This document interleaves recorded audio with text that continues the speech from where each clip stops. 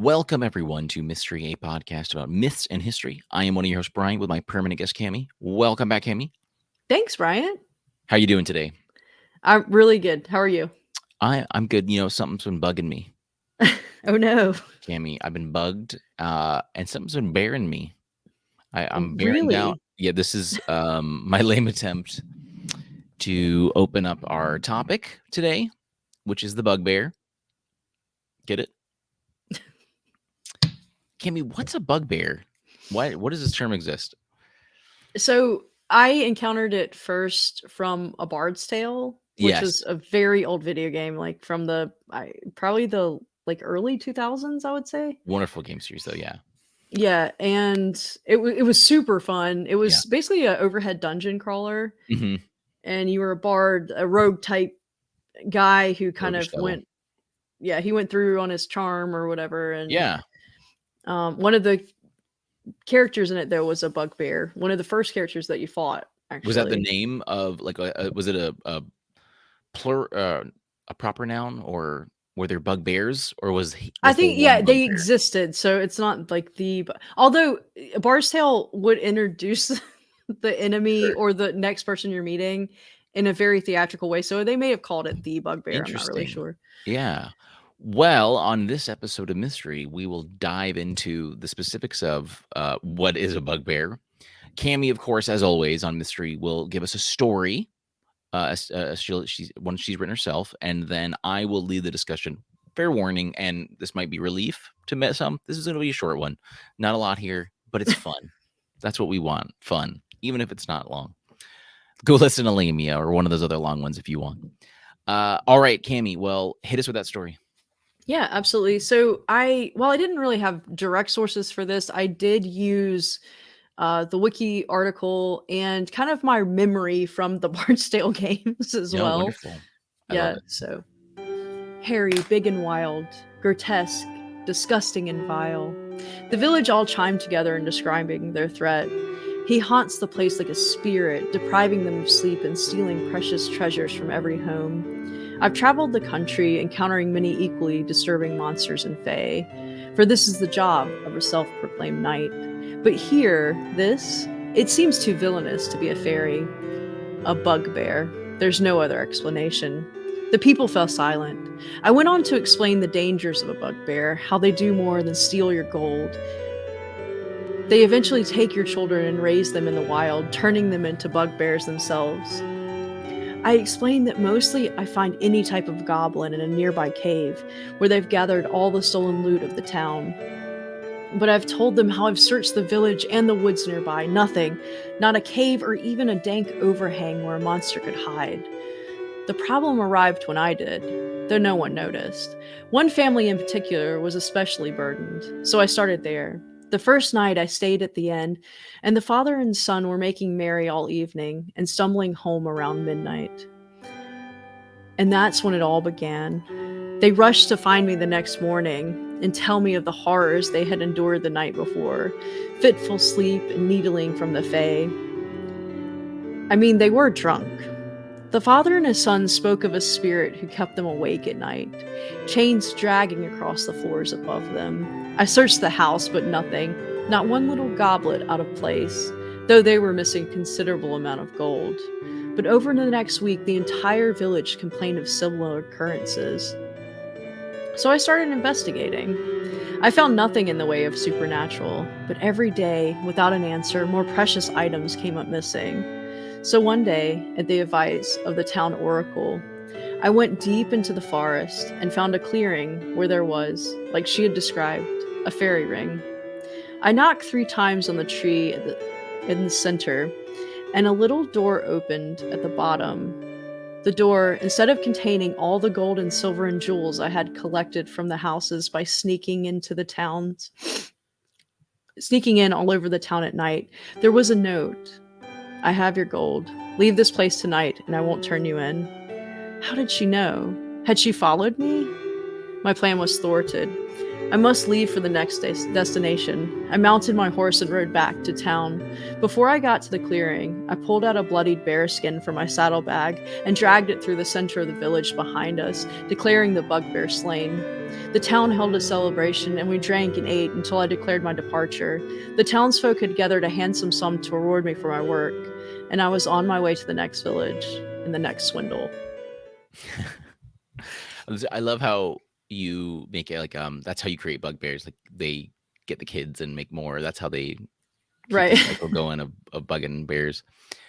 Yes, this is an interesting little like etymological journey for bugbear. Not a very long one, but a very cool one in general.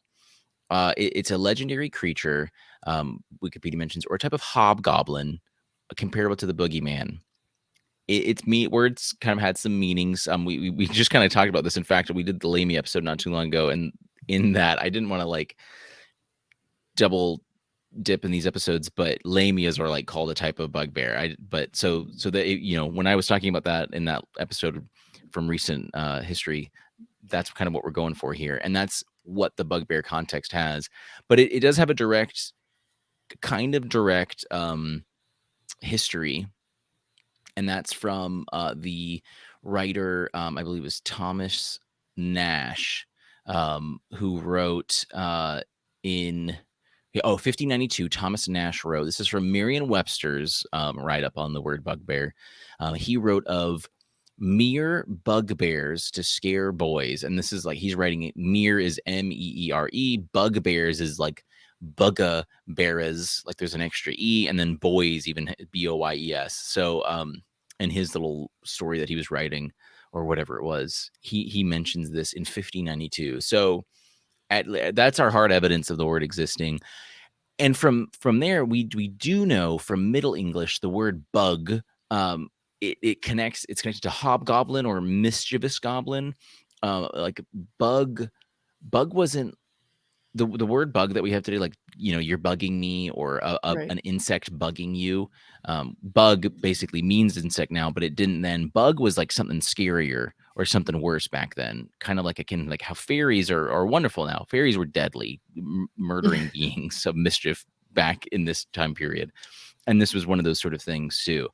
So it looks like I don't there isn't like a direct definitely in like old English, like medieval England, it was a literal bear that would was in the woods and scared children. Like I said, I've mentioned this a lot in our old like English stories, Hansel and Gretel style stuff.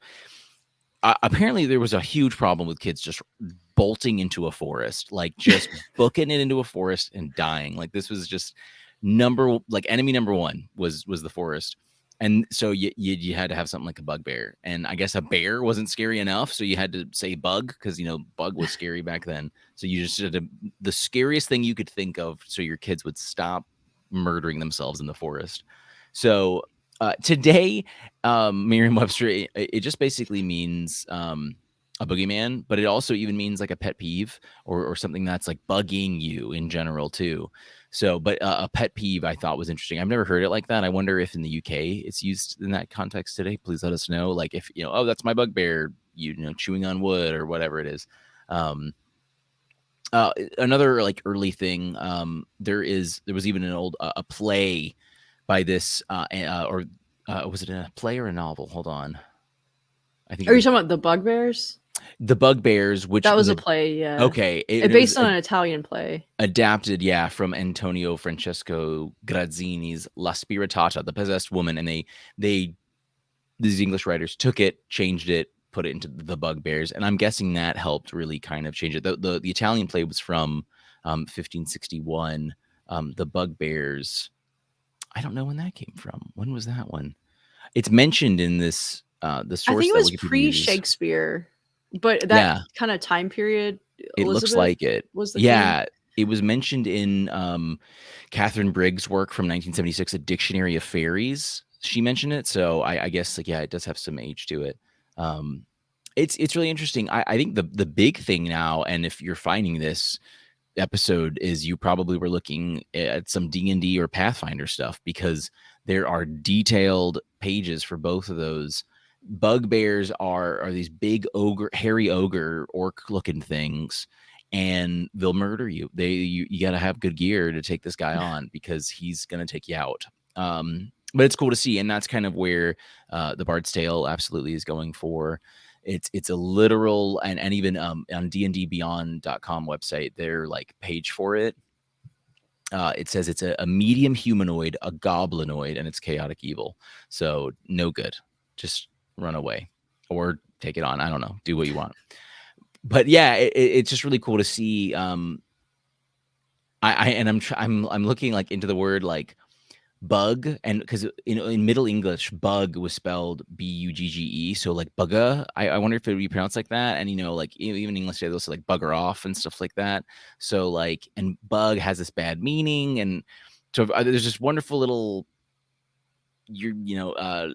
old English chain of this word bug just kind of going around meaning a lot of different things, stemming from the 15th century. So I really like that. And even older, it comes from this. It looks like it's connected to an old Welsh word, BWG, which I believe would pronounce boog, which means an evil spirit or a goblin. And even in Old Scots, there's bogle.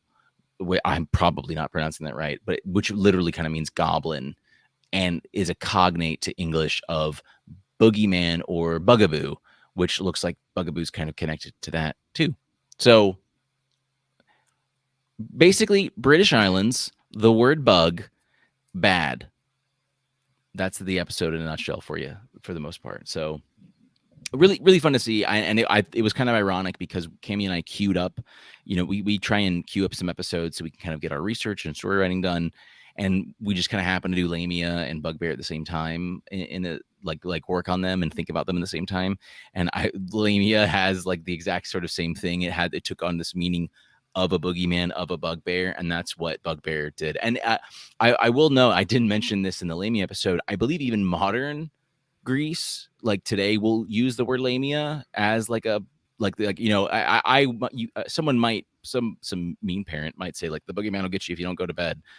Some mean parent in Greece is saying the lamia will get you if you don't go to bed. So I don't think anyone is using bugbear as that term. Like I said, it's either going to be it's like the word bug today. It's a something that just bugs you. That's really it. That's the best way to put it. But it's just kind of interesting. I Like want a nuisance. Yeah, like right, totally. yeah, nuisance or like I said, even a pet peeve. Wikipedia says in modern context, it can also mean pet peeve. So if there's anyone here from UK or Europe, I wonder if you do hear this in everyday speech, just how it's used. I'd love to hear that context. But that's it. That's all we got for you on this one today. Cammy, thank you so much for your story, and I'm sure you're happy to think about one of your favorite video game series of all time, Bard's Tale. It really They was one of my they favorites. recently remastered it, right? It's like Yes, done they up. did. It's one of those things where like I do have very fond memories of it. I don't think I could devote the time that it would take Sure. to do it. Like I bought the Mass Effect trilogy because I want to support BioWare Yeah. basically. Here's $60 BioWare. Divide Right. that how you choose. Right. No, that's good. I enjoy that. Yeah. Yeah. The memory is good. I think the game holds up fairly well to the remastered. They probably did some quality of life changes. I need to look into it, but it's definitely worth I'm sure it playing. does. They did release the first 3 because apparently there was like more than one Bard's Tale. Right. Yeah. There was the I can't remember. Yes, there was like another series that they did. And I Yeah. did not understand the Right. game. It was Right. like it wasn't a point and click adventure. Hmm. No, It it was like was the Diablo isometric style, I believe, kind of. If I might be wrong. I don't know because I didn't play like the Sure. I just old remember Diablo, like the screenshots. first Diablo, but this was like it was like a text-based adventure where Oh, you okay. would say, okay, now open this door kind of thing. But it Oh, was all right. more chosen for you, so it was a little strange. I'm not sure. Uh-huh. And there were fights in it, which are I I just wasn't smart enough to figure it out, I think. Sure. So I just No, I stopped get it. trying to play it. I feel I you. died. I couldn't I died. Right, yeah. Well, no, definitely worth checking out if you do want to tackle a bugbear, or if you start D&D, go for it. The page for it is very menacing, and I'm a little scared. So, I do love like one last little thing. The Wikipedia See Also section does mention the yokai, so like the mischievous spirits of Okay, yeah. Japan, a super encompassing word like in Japan of mischievous spirit. So I that's the kind of the context we're getting here. This bugbear could be super menacing. Seems like it kind of uh, got softer as time went by. Wasn't as menacing when either when the forests stopped being so menacing, there were less forests. I don't know. That's what the like root of all like pain in medieval Europe was forests back then. That's why we have all these stories. But again, Cammy, thank you so much. Everyone, thank you for listening or watching. Remember, you can watch us on YouTube. Let us know what you think of this episode, and let us know if you would like us to talk about anything particular. We always love your listener thoughts and ideas of what shows we can do next. If there's any other bugbears out there we can talk about. I think that's it, though. Cammy, any last words? Play Bard's Tale if you haven't. All right, everyone. Well, thanks again, and we will see you next time. Oh.